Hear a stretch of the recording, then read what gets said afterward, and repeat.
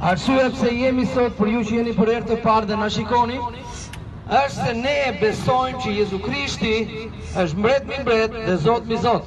Dhe ai është i gjallë. Ai nuk është thjesht një njeri, ai nuk është thjesht një profet, ai nuk ishte një njeri i mirë, por ai ishte Zoti.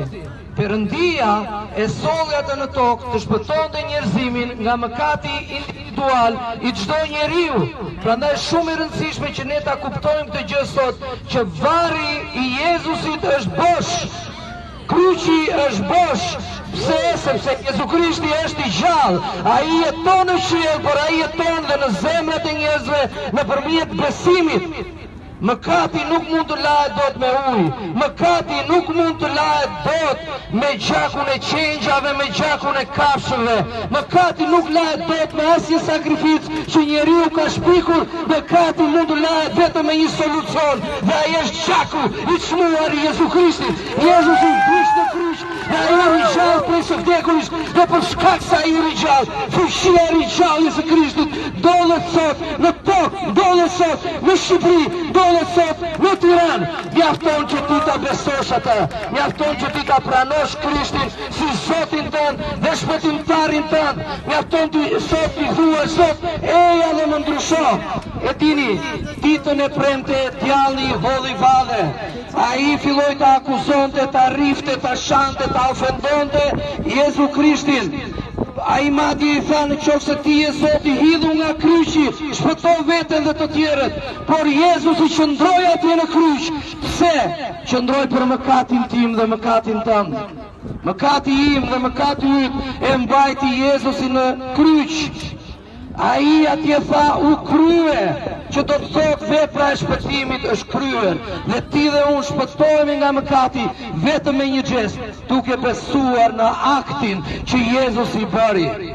Ndoshta jeta jote mund të jetë rëmuj, ndoshta jeta jote mund të jetë errët, ndoshta jeta jote mund të jetë e mërzitshme, ndoshta ti mund të kesh kaluar shumë në jetë. Dua t'ju them që unë jam rritur jetim, por në momentin që unë pranova Jezusin, jeta ime mori dritë. Ishte i njëjti Zot që tha, le të shkëlqej drita në mes të errësirës, dhe ai mund të shkëlqej sot dritë në jetën tënde. Mjafton që ti thuash Zot, eja në jetën time, më fal për mëkatet e mia, dhe ai do të fali ty. Ai do të fali ty, është kaq e thjeshtë. Ti nuk ke nevojë të bësh asnjë vepër, ti nuk ke nevojë të bësh asnjë sakrificë.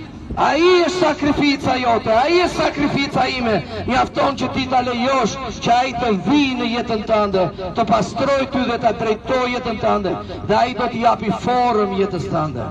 Nga çfarë do lloj problemi që ti ke kaluar, nga çfarë do lloj sëmundje që ti mund jesh duke përjetuar sot, nga çfarë do lloj mërzitje që mund jesh duke përjetuar, nëse ti lejon fuqinë e ringjalljes, ajo do të veprojë në ty sot. Dhe kjo është e vlefshme për ty.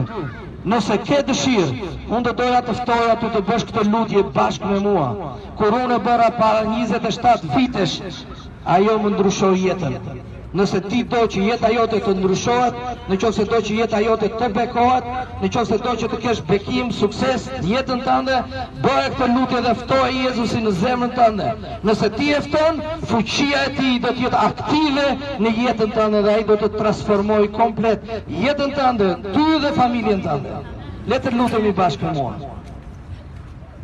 I dashur Jezus, unë të falenderoj që ti vdiqe në kryq për mëkatin tim, ti shkove atje, more kamzhikët, more heshtën dhe u kryqëzove për mua.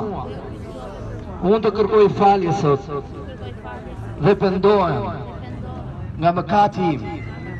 Unë të ftoj ty, eja në zemrën time dhe më mbush plot.